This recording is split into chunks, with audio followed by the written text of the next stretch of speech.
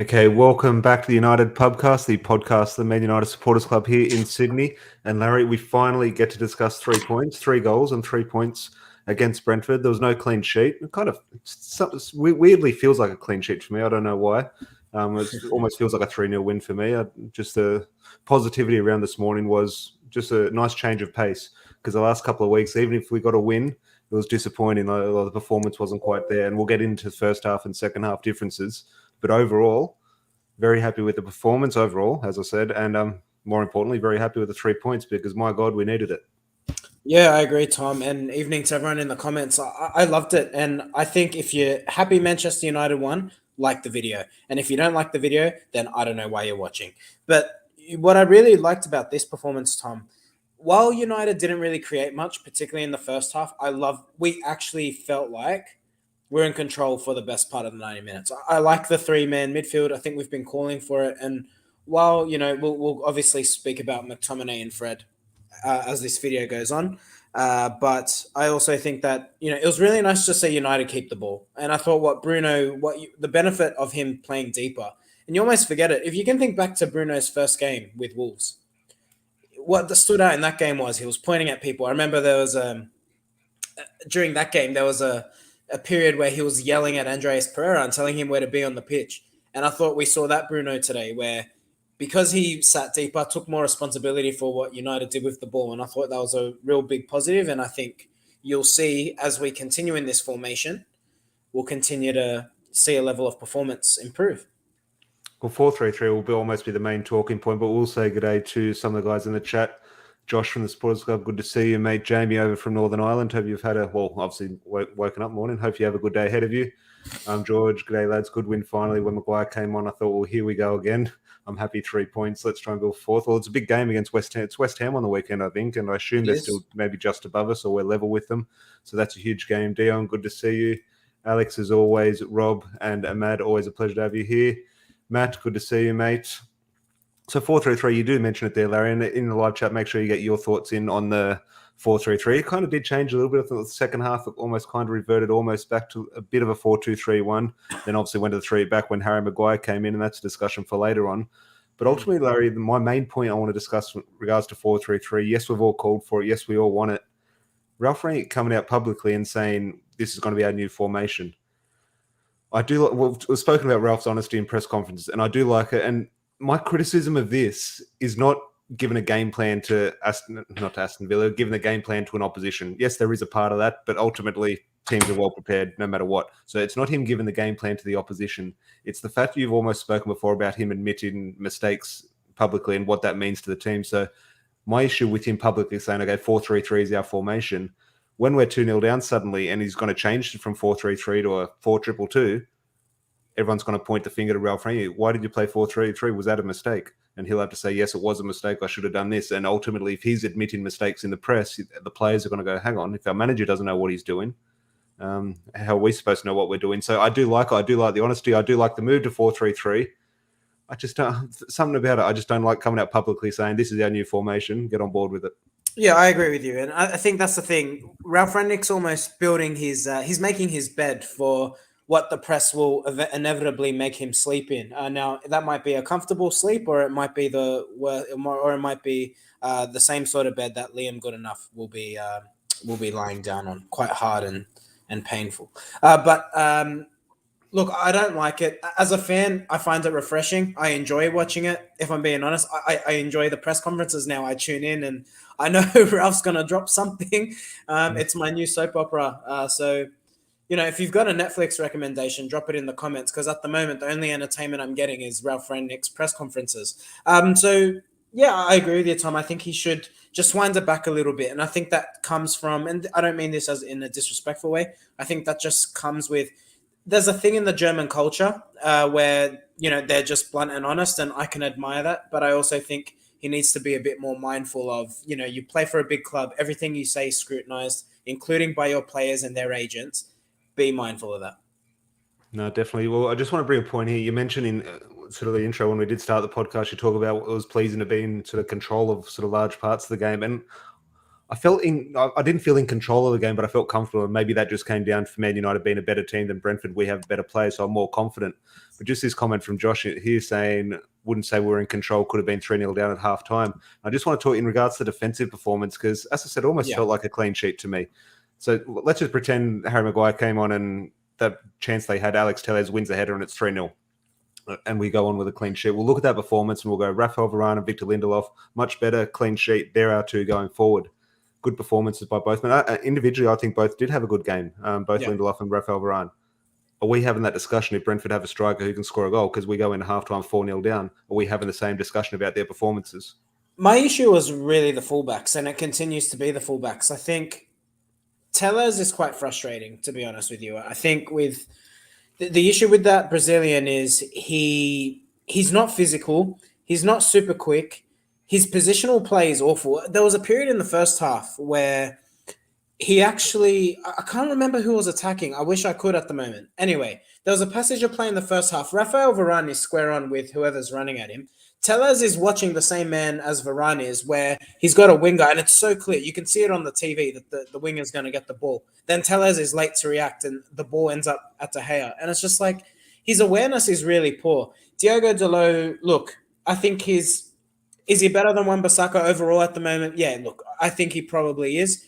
In saying that, can we improve on him? I absolutely think we can. And I think the links with Lamptey show you that. So we don't have perfect players, Tom. I think, you can argue and debate what the system should be. Whatever option you go with, whether that's Harry Maguire, whether that's Luke Shaw, whether that's Wan-Bissaka, I don't think we're not picking out of Patrice Evra and Dennis Irwin or Nemanja Vidic and Gary Pallister. Like, we're just going with what we got. And unfortunately, while ever this is the caliber of player we have, we're just going to see where we're a little bit leaky.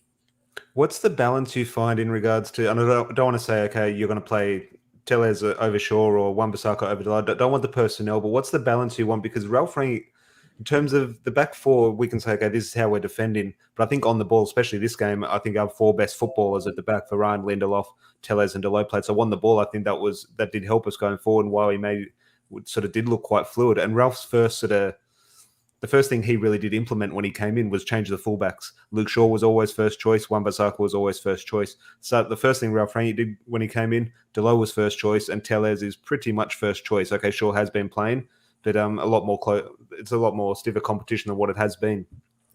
So regardless of personnel, I don't want you to mention those, but what balance do you want in a back four in the situation we're in at the moment? Do you want those better footballers in terms of implementing Ralph's style and getting forward on the front foot, playing attacking football? Or is the defensive side of things, considering how many goals we are shifting? It's a balancing act, and it's a difficult one. I think he will have his philosophy as a manager, and I would want every manager to believe in what they want to do in terms of, how do you want to play football? What do you envision your football to be? But like you said, there is a balancing act. And he said that. He's openly said himself, how do I get the balance between and making sure that we are attacking, that we are dangerous in the final third, but making sure we're not leaving ourselves open. And I thought in the first half, when I talk about control, I just mean when United had the ball today, you felt like we were in control. Now, were we vulnerable to the counter? Absolutely we were. We were too open.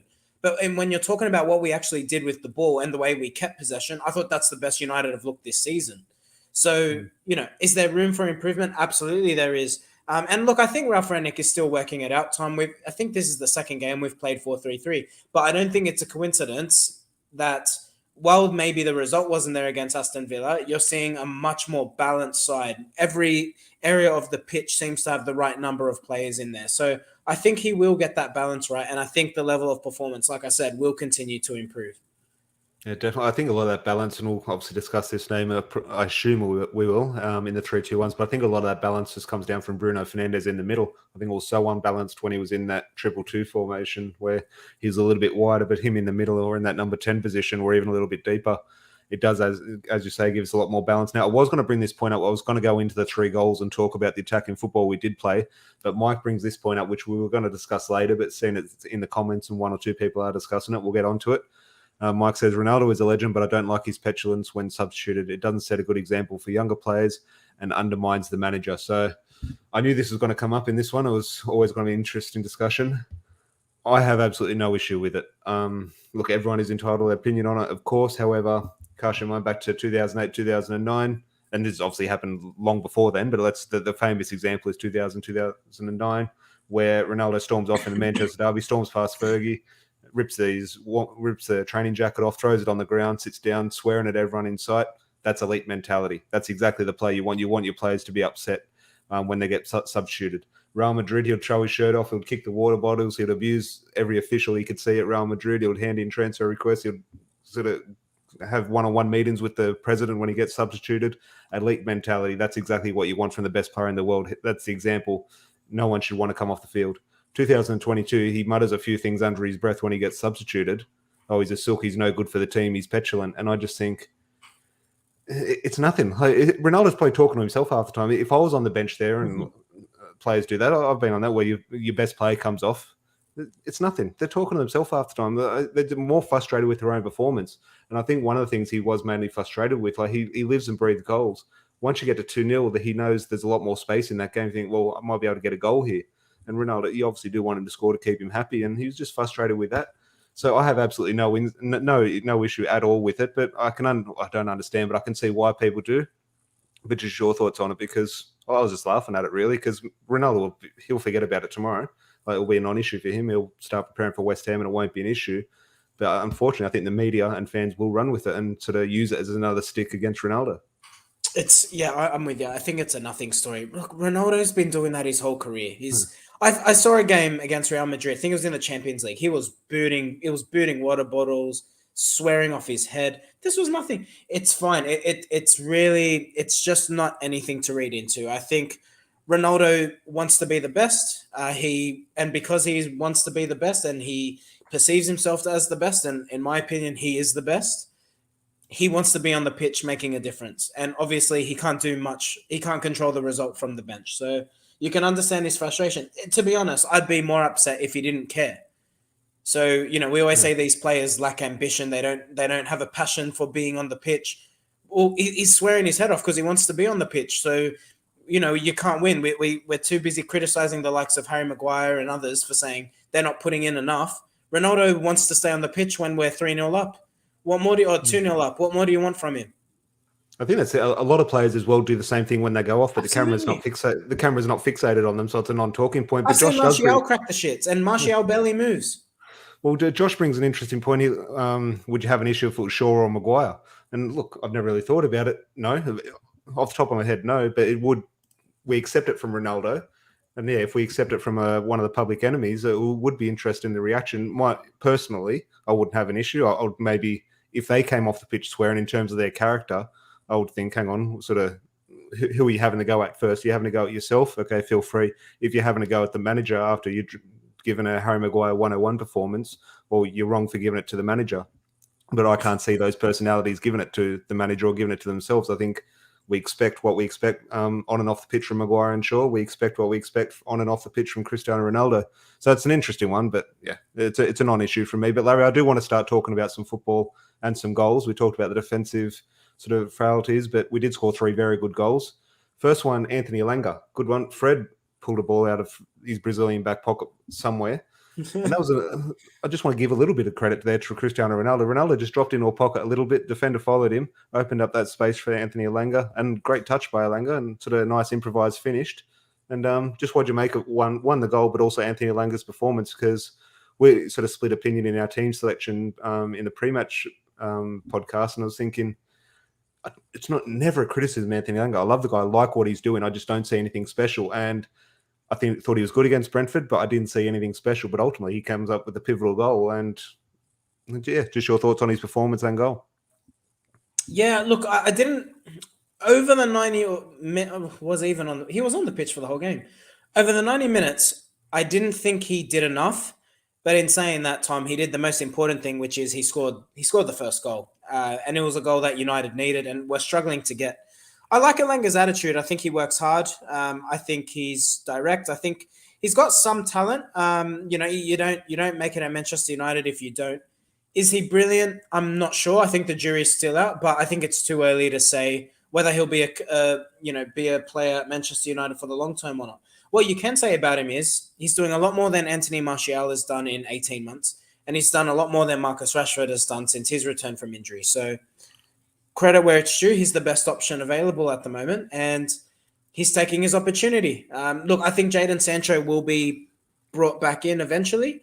But I think Alenga, to his credit, has the manager saying he's working hard in training. He impressed me, and he was about to go on loan, and he's been pulled back because he's got the right attitude and he's working hard. So, I can sit here and tell you I think he should do more, but he's done more than those who you would expect much more out of. So, credit to him.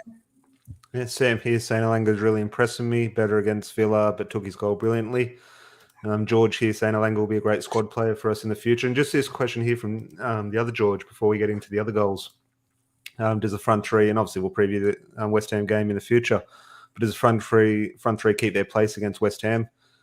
Will be interesting, that Rashford goal. It probably changes the dynamic a little bit in regards to Ralph's thinking, but I think Ralph's come out before talking about not changing a winning team. I can't see him changing that team. Just off the top of your head, with a quick look forward to the weekend, can you see changes there off the back of Greenwood and Alanga's performance? Because obviously Ronaldo plays, so the two supporting wide men.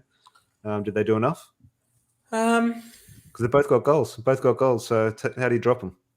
I know, but if you're just thinking purely for rotation, and look, Rashford comes on and scores. Maybe that's an excuse for Rangnick to say, all right, I might try and bring him back in. I'd personally like to see Rashford continue off the bench and actually earn his position back.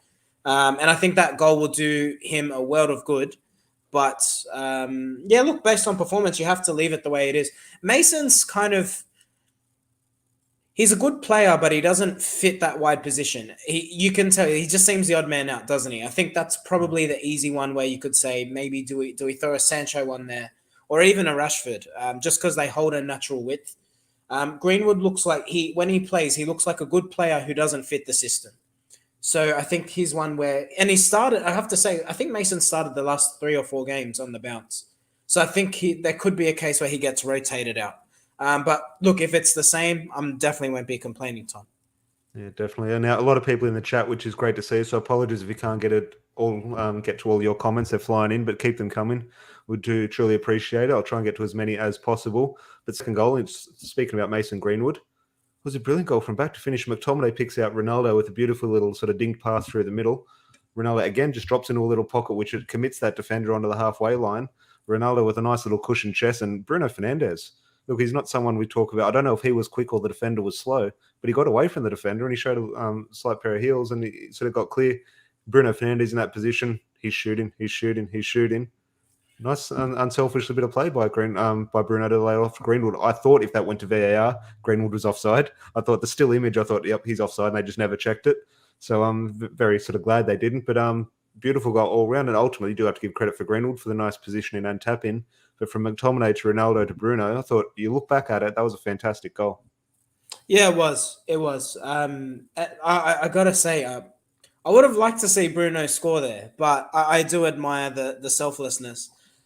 And I think, Tom, I swear to you, I feel like I was the only person around the world watching that live and thinking he's offside. I even on the replay, Even when I saw the replay, I thought, this is going to be VAR. They'll get the lines out and he'll be off. This is why I actually don't enjoy listening to commentators when I'm watching football games, because I feel like they put their opinion on you and then you can almost get tricked into believing whatever they're telling you. I actually prefer, I think the best way to watch football, try to mute it out if you can. Just watch the game for yourself and come up with your own decisions and your own analysis. But anyway, before I digress too much, I'll take the goal. I'm happy for Mason. I think he needs it as well. Bruno played well. He played well in a different way. So I'm going to say full credit to Bruno Fernandes, because we've been saying he looks like someone who thinks he's a striker. Today he put in a true midfielder performance. And I think once he gets used to this system, I think you'll see a whole different player. Yeah, definitely. Sam, agreeing with you there. And yeah, Bruno Fernandes and Matt needed to see Bruno's chip. It was actually quite an easy chip for Bruno. When he's in that position and he lined that up, you think, oh, this is pretty standard. This will look beautiful. And he just didn't connect with it. It was a weird one. You assume he'd obviously be disappointed with that one, because you don't want to say it's easy to chip a keeper from 25 yards. But in a position that he was, it actually was quite easy. So disappointing with that. But yeah, definitely can forgive him. Mike here said, I don't agree with Larry and Tom regarding Ronaldo, but because you're my favourite United podcast, I'll cop you disagreeing with me on the chin. Look, that's very well said. Yeah, I'm sure that a lot of people disagree with a lot of things I say. I disagree with a lot of people, but that is what it is about. There are many different opinions. I think the good thing about this chat, live chat in the podcast, it's always very respectful. I've seen, look, you just have to look. Larry sort of threw a little dig in there to AFTV. a little bit earlier. You just see some of the characters on there and how they deal with sort of criticism and abuse. And yeah, less said about that, the better. Who was his name? Liam Goodenough. He's going to be having a couple of rough That seasons. surname is It's not good enough. so appropriate. Like, yeah. No, his first sentence wasn't good enough. Went 1 year and then tripled it to 3 years. So Yeah, that sentence. The 3-year sentence is still not good enough, but that's okay. It's Liam good enough. Yeah, no, more than good enough. We'll stop that. Stop the puns now. So, what was the last goal? Rashford, of course, Marcus Rashford. So, if you do enjoy Arsenal Fan TV banter, please leave a like on the video. But in regards to Rashford, good, came off the bench. I can't actually remember his performance, if he was a good off the bench or if it wasn't good. I'm not too sure, but ultimately got the goal. Pleased for him because he has got, unfortunately, dogs abuse, but he's got a whole heap of criticism, rightly so. But he came on and scored a goal, and it has to give him the world of confidence. That wasn't the bit that impressed me the most about him. The bit that impressed me the most about him, Tom, he actually ran back in defense. He actually worked hard today. And that's the bit of his game that I feel like has been lacking. Of course, I'm absolutely buzzing that he scored, and I think that will do him a world of good. Marcus Rashford, and this is the problem with, I suppose it's modern football fans, it's social media, it's a lot of things. A player isn't dog shit, and a player isn't world class. Like there's always this big a room for discretion, if you like, in the middle. And I think Marcus Rashford is not world class. I've never seen him be world class, but I think he's a very good player at his best. I think when he's performing to the level that he can, he's someone who can play a long career at Manchester United. But I think when he's poor, it really stands out. And I think what he needs to really develop in his game. How old's Marcus Rashford now? 24? He'd be going on at 25 this year. Around there.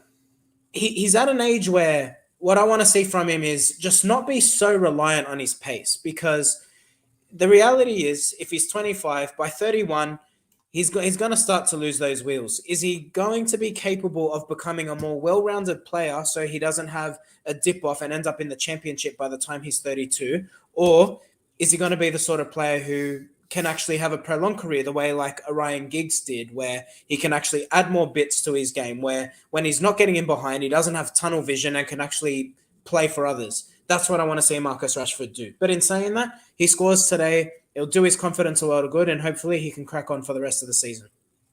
Agree 100%. Tom here saying, which was a good one. I didn't really pick this up until a couple of hours after I watched the match, but 3 goals scored by 3 academy graduates the United way, which always is pleasing to see. And just a quick one here before we move on to 3-2-1s, Larry Matt saying, did you see the comments from the Brentford manager coming out? He's needed a box of tissues. He was having a bit of a cry, talking about, oh, United were lucky. They almost had, he didn't say cheat, but he said, oh, they had to change their system against little old Brentford. I'm thinking, well, what do you want them to do? Like, not shoot at goal? Like, of course we had to change our system. It wasn't working.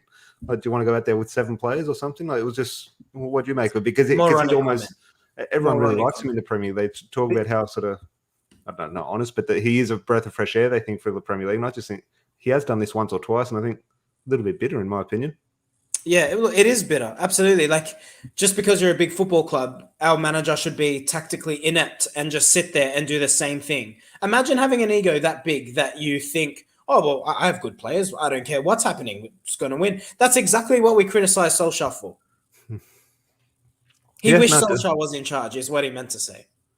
Well, we will move on to 3-2-1s, and just a quick comment here because he's going to wrap up the points tonight. We haven't even discussed him yet, but Ahmad saying here, McTOMINAY barging through a couple of traffic cones before playing it to Bruno is the best part of that goal. Obviously speaking about the previous goal, but we'll bring up the 3-2-1s now. And I'll just bring up 3-2-1, Scott McTominay. Clear? No debate. Yeah, absolutely. And look, like this video says, McTominay over Fred. I think with the level of performance we're now seeing from McTominay, and I said in the preview, you and I had a bit of a debate around the Paul Pogba situation.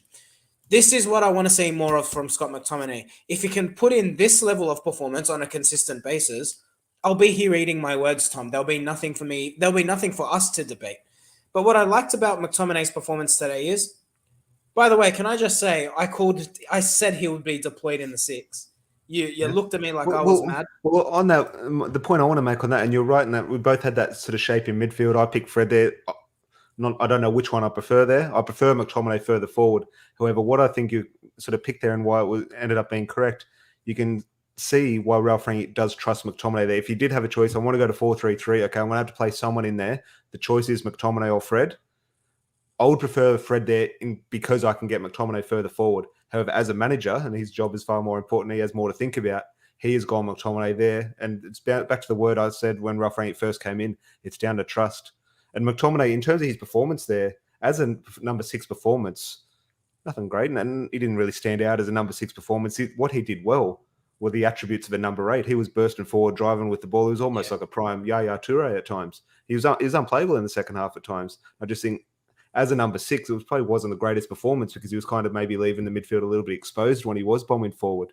But on his specific actions and when he was engaged with the ball, he was brilliant. Yeah, I agree. And look, I think that's the strongest part of his game. And I said this to you earlier today. The thing I like about McTominay, when he gets on the ball, you see his ability to dribble and beat a man. And I think that's something United have really struggled with all season, whether that's the system, whether that's a limitation when you're playing against better teams. The thing I want to see from McTominay now, Tom, is he's put in really good performances against Burnley and really good performance against Brentford. I want to see this performance against an Everton. I want to see this against a Liverpool. I want to see this against a Manchester City. When he can start putting it against, it doesn't even have to be those elite teams. If he can just do it against the top 10, even like an Aston Villa, then I think he will shut up a lot of critics. But to say he's going to be the next United captain, I think is a bit premature. I think he's starting to put more consistent performances together, but I think McTominay needs to start doing that against the sides where we're not expected to win. He needs to start doing it against the sides in the top half of the Premier League. Now, when he starts doing that, I can never come on here and say a bad word about him. Well, it's a big test this weekend against Declan Rice because obviously a lot of fans want Declan Rice. So that's the challenge. It'll be fascinating to see. I assume Declan Rice is fit. McTominay obviously is going to start, so it will be, and it's an important game. I know Man United West Ham doesn't sound like it, but in terms of the table and our sort of push for top 4 along with West Ham, unfortunately, it is going to be a big test. But it's 2 points, so McTominay walks those 3 points. I 100% agree. 2 points again. We find ourselves in a position we're thinking, well, on another day we could have been 3 or 4-0 down at half time. David De Gea keeps us in the game. Ultimately, potentially does win it for us. So De Gea, 2 points. Oh, what do you say about David De Gea? Nothing that we haven't already said. He's brilliant. He just saves us time and time again. The thing I like about De Gea at the moment, Tom, is he plays so different to Schmeichel, completely different goalkeepers. There was a save in the first half. You've got, but what I do where I can compare him to Schmeichel, he's going one-on-one with players now, and you're backing him to save it. You feel like, oh no. Before, even at times last season, shoe in on goal, you felt like we were going to concede. De Gea is dominating his area now. And there was a save today he made with his feet. The thing I loved about that save, he didn't stay on his line. He came out, made himself large, and then he used his legs. And if he can continue, so he's getting, like the thing, De Gea is adding bits to his game at 31 years of age. I just want to see his distribution get a little bit better. If he can do that, he'll be back in the discussions for one of the best goalkeepers in the world. It's definitely. I wouldn't look. I do see that the point in coming off the line. I wouldn't so much look at sort of saves when he comes off the line and makes a save from a shot. While that is the case, my sort of praise of him in coming off the line, and he's not doing this like Dean Henderson style, or he's not doing it like Manuel Neuer, but he's doing it more than he has been in previous years, which has not been a part of his game. Coming, whether it be punching the ball or coming to sweep the ball and clear it for a throw-in type thing, he's not doing that like a perfect sweeper keeper, but he's added it to his game. Like he said, a new manager come in, he needs me to do this. I want to try and do this. Now, he's not doing it perfectly, but he's trying to do something there, which ultimately is all I can ask for from him. Do you look at De Gea? It could just be to me. What do you think the main difference has been? We've heard he came back to preseason early. To me, he looks a bit thicker. I think he's actually made an effort to put on a little bit of weight, like good weight, not Lukaku weight. He's looking thicker, stronger. What do you put it down to? Do you think it's a physical change? Do you think it's a mentality where he's just said, I need to perform? What do you think? Just think he had a bad patch. For 2 seasons. How many actions does a goalkeeper have over 2 seasons compared to a centre midfielder? A goalkeeper might touch the ball 200 times a season, where a midfielder's touching the ball 200 times a game. I just think it was a long patch, but his ability was always there for me. Last season, I think he had the most errors leading to goals for a goalkeeper in the Premier Yeah, well, League. could the defenders stop shooting? Could the defenders stop letting the other strikers afford him that opportunity by stopping some shots? I tell you what, mate, if I ever need a lawyer, the way you've defended Harry Maguire, David De Gea, who else have you defended? Scott Scott McTominay. McTominay? If I ever need a lawyer, I'm taking you with me. You've got no law qualification, by the way, but I'm taking you with me. You might not win, but I'll feel proud of you. I'm like, look at him. He's just out there defending me, even though I don't deserve it. Love you for that. Well, I've been right about McTominay. I've been right about David De Gea. So when Harry Maguire lifts the Champions League in May, I can get my qualification. Why not? But in regards to that, okay, David De Gea, 2 points, no doubt. I am seeing all the 3-2-1s. We'll throw them up all on screen. I might not be able to read them all out, but as we discuss the 1 points, we'll throw them all up on screen. But the last 3-2-1 will be very interesting. Okay, McTominay easy, David De Gea easy. We have 3 different goal scorers. I don't think any of the 3 goal scorers get it for me. My 1 point would actually be Bruno Fernandes. So that's harsh on Rashford, Greenwood, and Alanga. I don't think we've ever won a game and not given points to a goal scorer, but ultimately, I do think Bruno sort of does deserve it. I agree. It's the problem. Is this the first time we've done that where there's been 3 Must goal be. scorers and none of them make the 3-2-1s? But I agree with you. I think Bruno Fernandes on another day gets the goal. And I just think his level of performance overall in the football game, I just think it's too big of a difference. I think he's brilliant. I had this chat with Emad earlier today. He was saying that he was asking well, he says to me it wasn't tongue-in-cheek. I'm not convinced. But we we're debating, Marcus Rashford and Bruno Fernandes have similar output in terms of last season at least. And the debate was, do you consider Bruno world-class? Yes. So then why don't you consider Marcus Rashford world-class? What Bruno Fernandes does in his position is unheard of, really. There's no other midfielder who's doing what he's doing. Now, does he play further high up the pitch? Yeah, he does. But as you saw today, even deployed in the 8, he's being creative. He's keeping the ball. He could easily have scored himself. I just thought Bruno Fernandes is so good. I'd hate to think where United would be without him. I think what we wanted Paul Pogba to be when we signed him, Bruno Fernandes has come in and been that player for 2/3 of the price. I think it's hard. Look, I agree and disagree, but you're completely right. And it's how you value and how you weigh up what's important. Do we rate footballers on how good they are at football, or do we rate players on how effective they are? You look at Cristiano Ronaldo. Look, obviously, one of the greatest players of all time is good at football. Of course, he's a good footballer. But ultimately, you look around the league, there's so many better footballers than Cristiano Ronaldo in regards to getting the ball at feet, turning, passing, technique. But no one is better than him at the end of the day because what he does. So I'm just thinking you value up Bruno Fernandes in terms of the output. Yes, world class. He's almost unrivaled.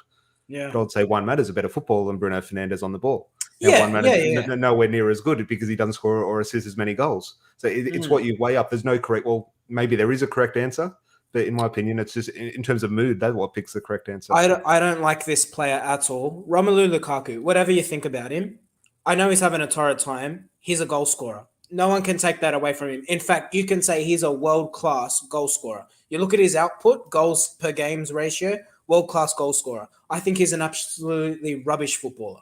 I've seen people in my park 5 minutes away control a ball better than Romelu Lukaku, but he's effective if you want someone to be there and score goals. Can I ask you, I could honestly do a 1-hour video about this.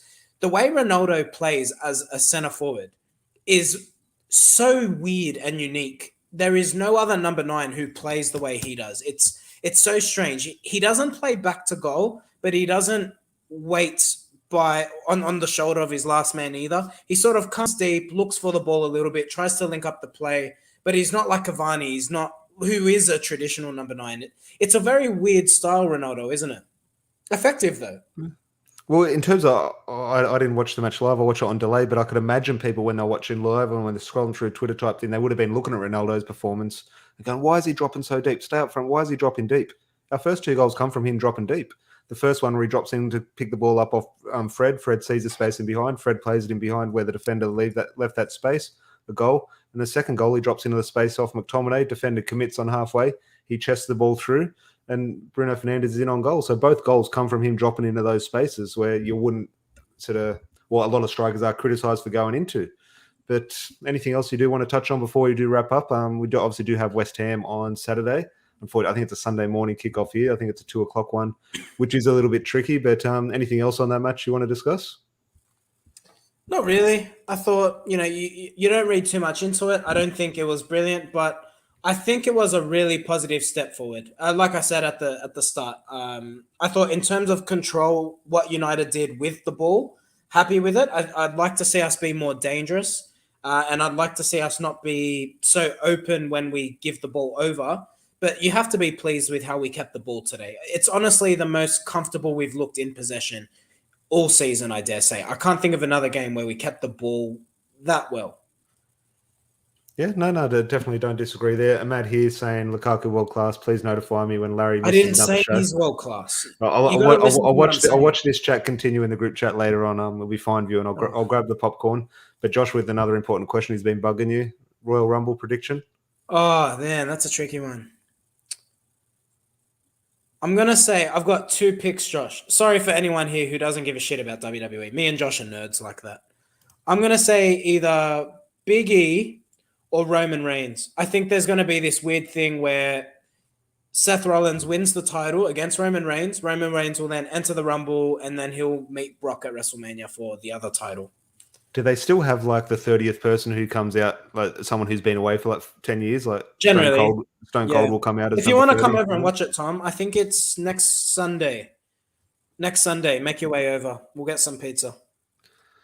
Well, what was the one here?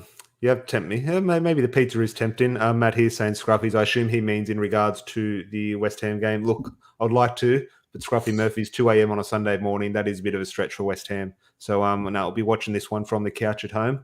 But if you are in Sydney, the Man United Supporters Club obviously do watch their games at Scruffy Murphy's. The sort of the friendly kickoff times, 2 a.m.s aren't great. But if you are in Sydney and not signed up to the Supporters Club, please do. Well, he has just reminded me I might be at Scruffy's for this UFC 270. Obviously, 2 title fights, heavyweight title fight as well, which will be fascinating viewing. But we'll obviously be back, and we might actually be back tomorrow night, because obviously we do have the West Ham match to preview, but we might just have a casual chat about whatever. I'm sure there'll be transfer news. I'm sure there'll be Man United. Ralph Rangnick will come out and say something. It'll sort of set a narrative, and there'll be stuff to discuss. We are running out of days in the transfer window, Larry. So we've got 10 days left or something. So there is going to be action. If you're a betting man, are we signing someone? No, I don't think so. But I think you might see a player or 2 go.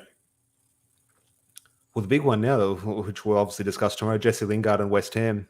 Yeah. The link is now to Newcastle, and I'll be far more happy with United sending him to Newcastle. I don't agree with the loan deal, but sending him to Newcastle, that's fine. If he ends up at West Ham, that's a problem. Now, I think West Ham will fall away. I don't think at the end of the season they will be challenged for the top 4. But you can see if United do give Jesse Lingard to West Ham, you can see them sort of kicking on and maybe sort of putting a thorn in United's side for the Champions League hopes. So it'll be interesting, that Jesse Lingard Newcastle situation. I think if they are going to spend money, United will say, okay, take him. But yeah, fascinating. Juan Mata leaving possibility?